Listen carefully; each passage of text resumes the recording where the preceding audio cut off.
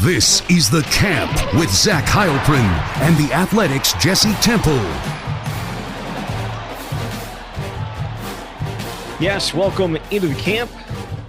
10 practices into spring ball for the Badgers. We'll talk a little bit about what we saw on Thursday, and then on Saturday, they'll be back on the field Tuesday morning. But we do have hashtag breaking news, Jesse. Wisconsin has added to their offensive line through the transfer portal. It is former Vanderbilt offensive lineman Leighton Nelson. And he is a guy that obviously is very familiar with AJ Blasik, having played for him the last 2 years. We knew, or we felt we knew, that they would be looking to add offensive line simply because of some of the youth and the lack of depth behind the what you would say is a pretty experienced first team unit. They went and added to the depth here a little bit with Leighton Nelson. Yeah, they had to have some help on the offensive line, like we've discussed throughout the spring. They have 4 guys who have a lot of playing experience. All of them are working with the first team offense. Joe Brunner is the 5th guy, and that all makes sense. And then you go down the list and look at the second team and then the third team, and got half a dozen walk-ons roaming those position groups. And the guys in the second unit are true freshmen or guys who have played 6 or 8 snaps in their career. So to get somebody that not only has at least a little bit of experience, but familiarity with Blasik is important to fill out the depth. And hey, you never know what's going to happen during the season. The offensive line was pretty fortunate last season not to have a ton of injuries beyond certainly the Jake Renfro situation. But that's a quality piece that you can add to a position group that desperately needed it. Yeah, I know. Last year was not the norm along the offensive line in terms of injuries, because they got drilled by injuries in 2022. And they had, like, I think, how many different lineups did they start in 2022? I felt like it was, I thought it was like 8 or 9 different lineups along the offensive line the year before. And then last year they were able to roll with that same group throughout almost the entire season until the bowl game, when obviously, I shouldn't say I think Trey Wettig played in a couple games too, but until the bowl game where Jake Renfro stepped in at center because Tanner Bortolini didn't end up playing in it. They need the depth. This is a guy who has been in college for a couple of years, which is a couple more than some of the guys that are in the 2 deep at this point. So we'll see exactly, where he fits in. Do you think he could come in and take part in spring ball right away? I don't think so. I don't, because he's not in school enrolled, right? Yeah. I've never heard of that as far as the spring transfer portal window. Yeah, but you think back to winter. Yeah, those guys, the semester was over. So okay, all right. I'm just saying, I'm spitballing. I could be wrong, but I feel like I'd be surprised. And for those wondering where he could hypothetically play, didn't play a ton of snaps, but just looking at the Pro Football Focus numbers, he played 24 snaps at right tackle and 2 snaps at left tackle. So on the other hand, if you come in and you're 6'6", you're small to play tackle at Wisconsin. I'm kidding mostly. But they, need more in the second team unit. And so again, a pickup that you had to have somebody, and he's the guy. Yeah, he's rated by On3 as the number 38 offensive tackle in the country coming out of high school. Comes out of Florida, had offers from a number of Power 4 schools. That it's a pretty good offer list. And it also includes Cincinnati in there. So obviously this group is familiar with him past just what AJ Blasik has, his experience with him. So yeah, the offensive line gets a little bit of a jolt because they needed it, because they lost 3 guys along the offensive line and we talked about this last week, about how guys that were either going to compete for time or compete for starting time or be key backups, like Trey Wettig, as I mentioned, Nolan Rucci, Dylan Barrett was the backup center.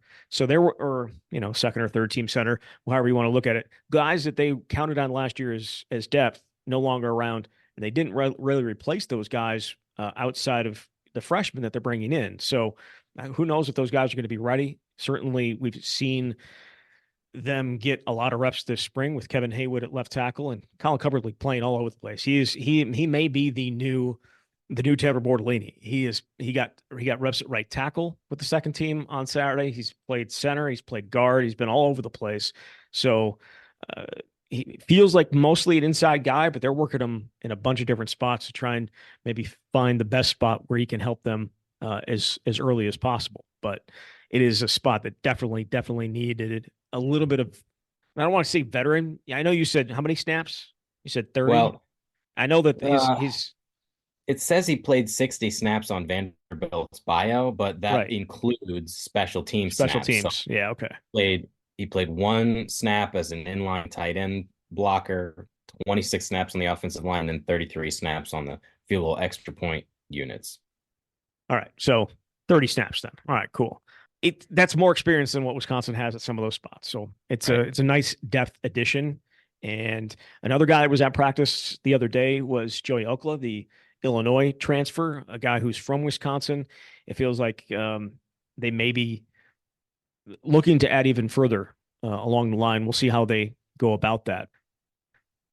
Going back to practice, Jesse, on Thursday was an opportunity to see some new faces step in because obviously Nick Evers gone and TJ Bowler's gone, allowing some other guys to get reps. And I think a guy that maybe has stepped up and has been given more opportunities now that TJ Bowler's is gone is Elijah Hills. Again, one of the transfers that they brought in, a guy that could potentially jump into that two deep, and they're still looking. I know Luke Fickle said after practice on Tuesday they're still looking for guys to step in behind what is James Thomas Jr.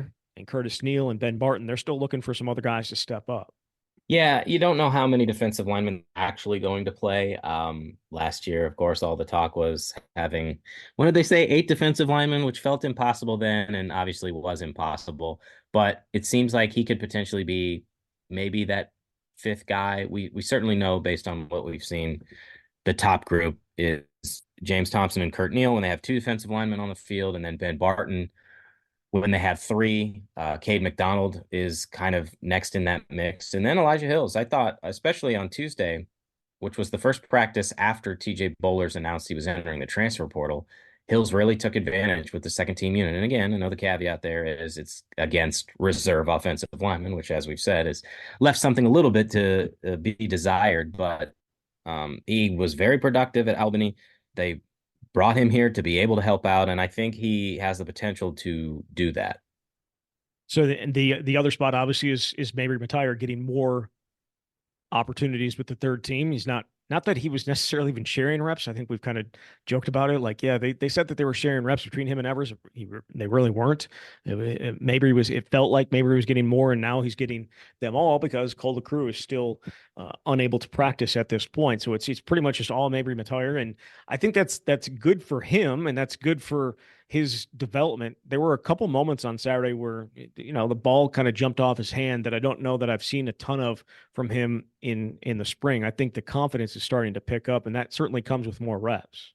It's pretty much a best case scenario for a true freshman early enrollee at quarterback.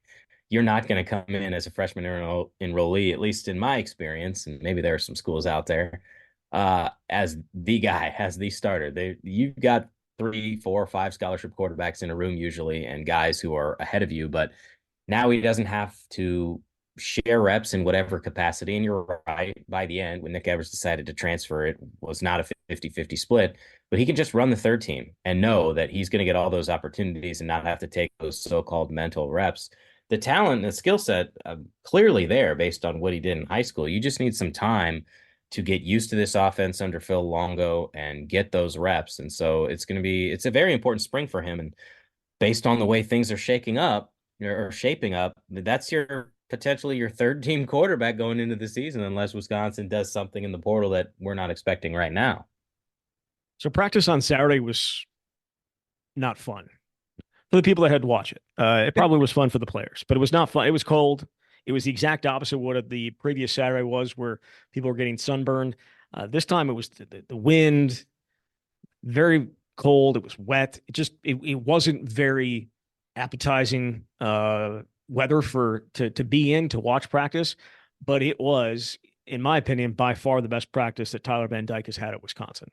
There were just a couple of throws that he hasn't necessarily made on a consistent basis, and there was no like huge mistakes. There were no interceptions. There were no you can't make that throw right there.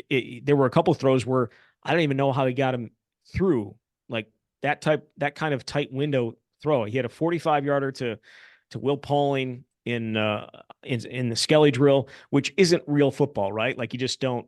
It is what it is. There was another one between him and Pauling, about 30 yards with Hunter Wohler bearing down on Will Pauling, where I thought like if it was real football, he may have gotten the crap knocked out of him, and who knows if that ball is caught. But it was a great throw and a great catch between those two. It feels like they're starting to find a little bit of chemistry between them. He had a throw. It was only for 10 yards, but he hit Quincy Burrows, and Quincy Burrows had no choice but to catch it because otherwise it would have killed him. That's how fast the ball was coming between a safety and the corner, put it right where it needed to be. He also had another one like that to Bryson Green as well for about 12 yards. And then there was this throw rolling to his right. There was a holding call, so it got called back, but rolling to his right on the move and just threw an absolute beauty to Kyan Barry Johnson with the second team. That was just a great throw and a great catch and a great hookup. And I thought by far it was the best of what I've seen from Tyler Van Dyke at this point.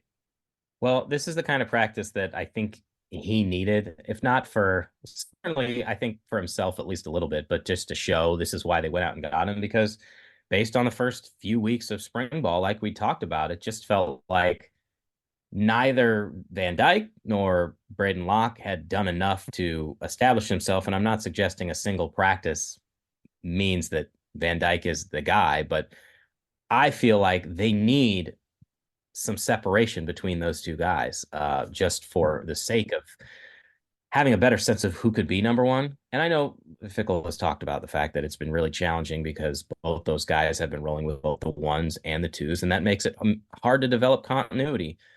Just like Fickell compared it to the offensive line, you know who the five guys are going to be with the first team offense. So I think it's an encouraging sign, and I'll certainly be looking to see whether he can continue that over the last 5 spring practices.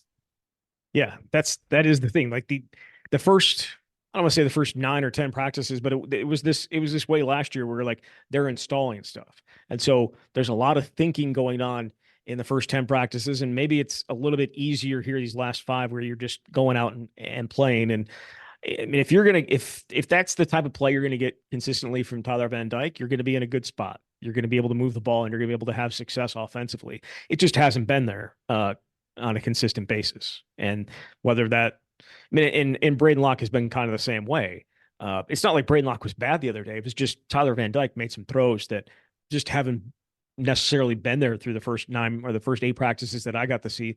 And there were 9 practices before, but we missed the first one. I think what we saw there, if that is who he can be on a consistent basis, Wisconsin will be in a very, very good spot. Offensively, but can that happen? What do you think? Yeah, with Van Dyke, can he be that consistently? I have no idea. The thing is, his career, his career at Miami has been uneven, and I kind of go back to sometimes that thought of, you are what the film says you are, and I mean it's not all his fault. But he's 15-13 as a starter at Miami. I know they've had multiple offensive coordinators, a new one every year for him. So he's had those great moments where he was the ACC Rookie of the Year, and he's been benched twice as a quarterback, but he's also had injuries. So it's an impossible question to be able to answer right now. And spring practices really can't give us that full answer. But if he can just start to have a little bit more separation between he and Locke and be more consistent, at the very least, you would feel a lot better going to fall camp, which is going to be even more important for him to establish himself, not only as the guy, but as someone who can go out and win you games. Because I think that's another part here is Wisconsin's bringing him here not to just be another quarterback, to be able to be somebody who can win Wisconsin some games in those moments, not be the game managers that we've seen of the past. So I think he has it in him, but I can't answer definitively whether that means that's who he's going to be this season. Right. Okay. I wanted to jump into some of the stuff that we got to talk about with the players here, right? We got to talk to the tight ends, got to talk to the cornerbacks, got to talk to some of the safeties this morning.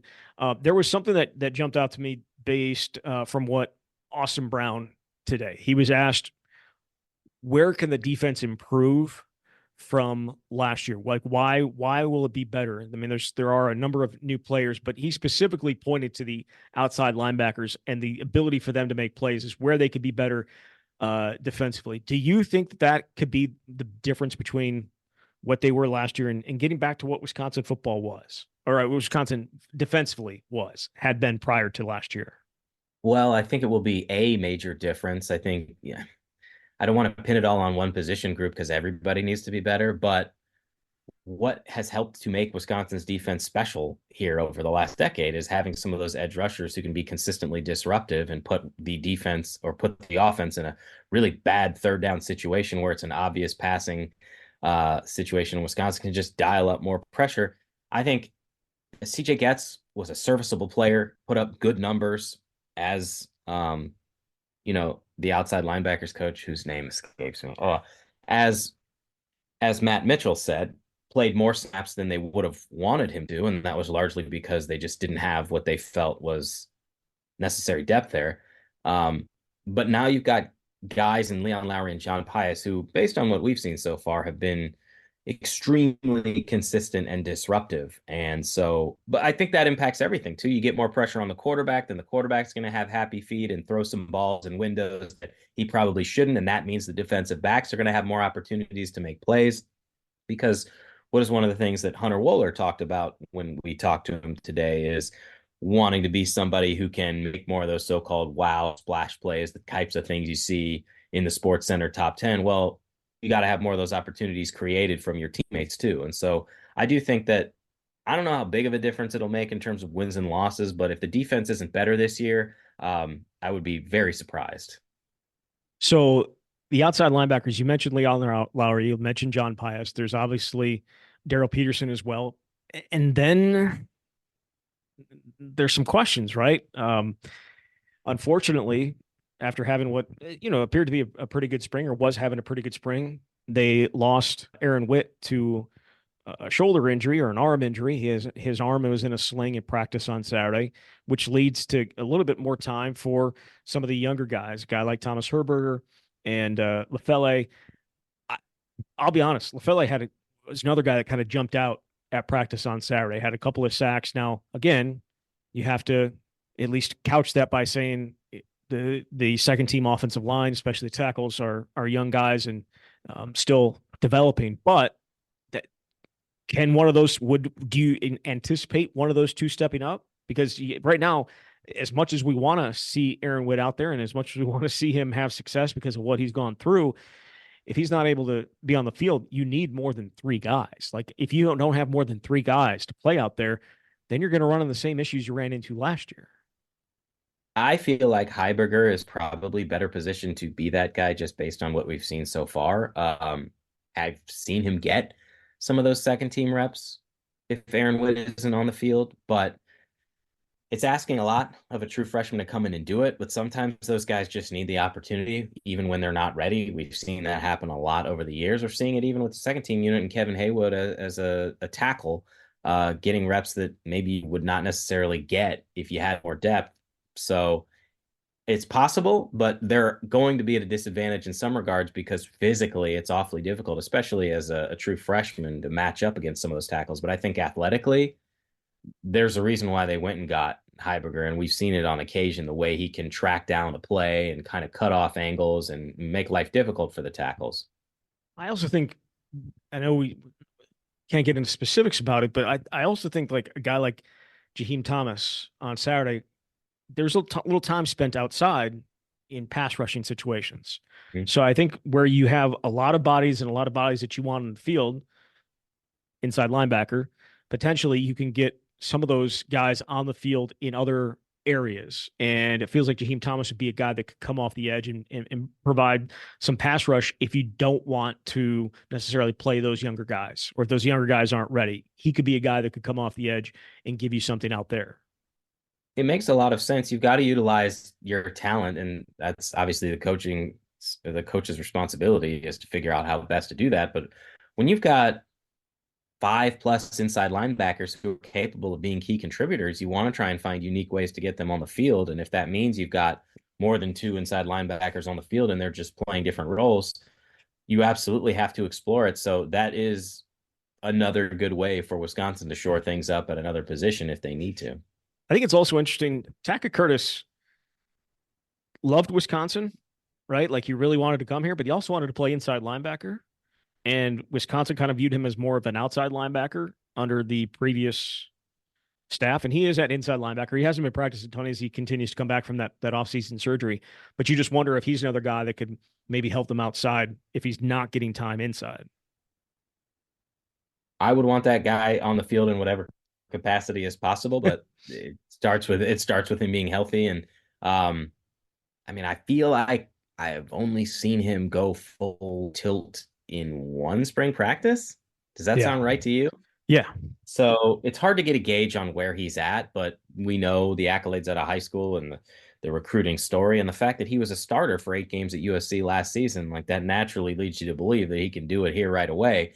But it's tough to say exactly how he fits in when we just haven't been able to see him practice fully for very much this spring. So the guys that they're lining up against sometimes, the tight ends, do you think a guy like Jackson McGowan, who had a touchdown the other day on Saturday, though I think it would have been a sack. If you look at Wisconsin's social media, you would have seen Jackson McGowan scoring a touchdown. Pretty sure Braden Moore would have sacked the quarterback. It's irrelevant. He got open. He has been more involved, certainly, in the offense, at least in some of the reps that he's gotten. And Tucker Ashcraft just got back too. So you have to at least mention that he hasn't been a huge part of it. How big of a role do you envision these guys having if, as a group? That's obviously another key question with the offense. They obviously are saying the right things, that they feel like they've got more versatility in the room. And that may be true, but that doesn't necessarily mean it's going to translate to a bunch of catches. They still have a running back room where they're going to rely heavily on not only Ches Malusi, but presumably Tawee Walker. And if a number 3 running back should emerge, they still have some quality wide receivers. You'd love to see them have someone who caught more than 11 passes and be the leading receiver at tight end, because that's what Hayden Rucci did last year. I think Ashcraft and McGowan are 2 guys to me that can do that. Now, Riley Nowakowski has earned a ton of praise this offseason and this spring. Obviously has a background as a fullback, and do a lot of different things. But I think you can get somebody with length and athleticism out there that can make it a challenge and a mismatch for some of those guys trying to defend them. So if nothing else, having McGowan flash this spring has been really good because it gives you a taste of what's possible this season. Yeah, a guy who probably, unless there's injuries, probably won't play a ton, but I've been impressed with in the roles that he's been asked to do, and that is Grant Steck. He has been a big target for Mabry Matire in that third group, especially when they're in their red zone periods. He's just huge. Like the first thing that stands out about Grant Steck is just how big he is, but he runs really well and he catches the ball really well for a guy his size. And I think he could be a red zone force going forward, but I also think he's obviously going to have a role as a blocker. But to me, when I look at Grant Steck, that looks like to me like the future of the position. And we haven't seen a ton of Booker lately. Luke Fickell said they've had some injuries. I don't know what the injury there is. I haven't. Usually when injuries happen, they have those guys on the sideline rehabbing. I have not seen Robert Booker out there doing that. So we'll see. But either way, Grant Steck, to me, that's the future of the position. Having someone who's 260 pounds who can put dudes on their butt and catch it like him. Yeah. I mean, I really like him you list off the 11 true freshmen early enrollees that they have, and his skill set is extremely exciting. And so I just think there's a lot of room for movement in the tight end group if you're someone like Steck, because none of these guys have established themselves as here's the tight end who's going to get you 30 catches next season. I don't know if they have that, and that gives a guy like Steck a better opportunity. Yeah, again, it's a group that I like going forward, but this year it feels like, and JT Seagreaves has gotten some time too, but it feels like it's going to be a Nowakowski, Seagreaves, or excuse me, a Nowakowski, Ashcraft, and McGowan, like those three, I feel like are going to get a bulk of the reps, and then Seeger is also probably going to be there somewhere as well.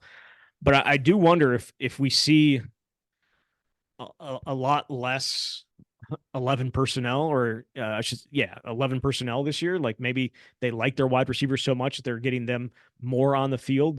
Because when you look at that, I want Tretch Kahuna and Will Pauling on the field as much as possible. I don't know how you feel about that. And I guess you could put them outside. I know that a lot they've gotten kind of like pigeonholed into being just slot inside guys, but I want those two guys on the field. And if that means less of Riley Nowakowski or that means less of Tucker Ashcraft, I think I'm okay with that. I also think we have an opportunity to see guys used as blockers in different ways. I mean, they've got guys in the running back room who can be really good blockers, and you can just use them as a blocker and still have Ches Malusi on the field. And that's another way to get into things. But yeah, of course, I want to see the most explosive, the best playmakers on the field. And based on what we've seen, Pauling and Kahuna are those guys. So it's like baseball. I want to see a bunch of home runs. I don't want to see a bunch of singles. So, but I like to see a 3-yard run or a 30-yard pass. I think we know the answer. Right.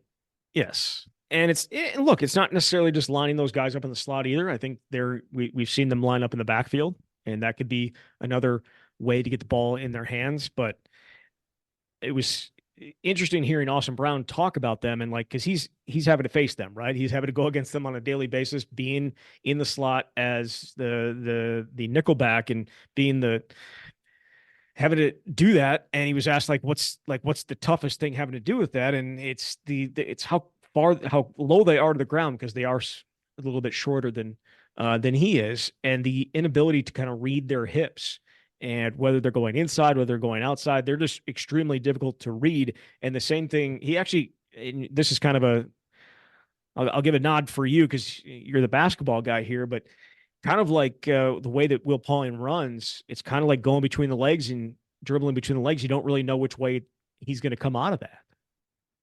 Yeah, I thought that was kind of an interesting comment that Austin made when we talked to him about he compared it to a guy crossing over with a basketball. And I mean, that's one of the things that can make you really special as a wide receiver, is keeping a defensive back on his heels consistently. And so it's no surprise that those guys are so challenging to defend because of not only their speed, but their cutting ability.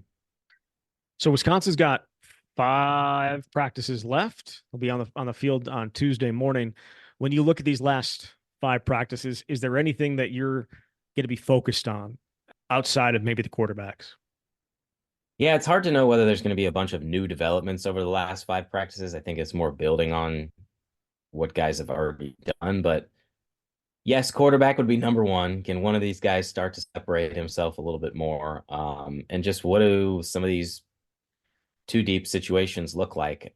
It kind of feels like we've got a pretty good sense of who a lot of potential starters could be, but they continue to rotate at a bunch of different positions. So I don't know if there's one thing in particular beyond quarterback, because quarterback's just the most exciting thing usually. Yeah. I mean, I think we focus so much on starter versus second team. And at this point, like, is there a huge difference, especially at like a position like wide receiver or at outside linebacker or even at corner, where we've seen Amari Snowden get some reps with the second team defense, and we've seen RJ Delancey getting some reps with the first team defense.